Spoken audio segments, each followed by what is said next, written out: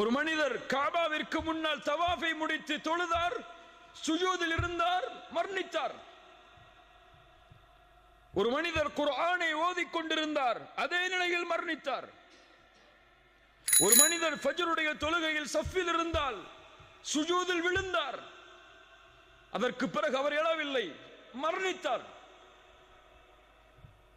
இப்படி எத்தனையோ மரணங்களை நாம் கேள்விப்பட்டிருக்கலாம். ஒரு மனிதர் இஸ்லாமை ஏற்றார், ஏற்ற அந்த நாளுடைய இரவில் மரணித்தார். ஏராளமான செய்திகளை, சுஜூதில் மரணித்தவர்களை, அரஃபாவில் மரணித்தவர்களை, இஹ்ராமுடைய ஆடையை களைவதற்கு முன்னால் ஹஜ்ஜில் மரணித்தவர்களை, இந்த முடிவெல்லாம் இயற்கையாக ஏற்படுகிறது என்ற எண்ணமா? கிடையாது. நல்ல மரணம் இயற்கையாக ஏற்படாது.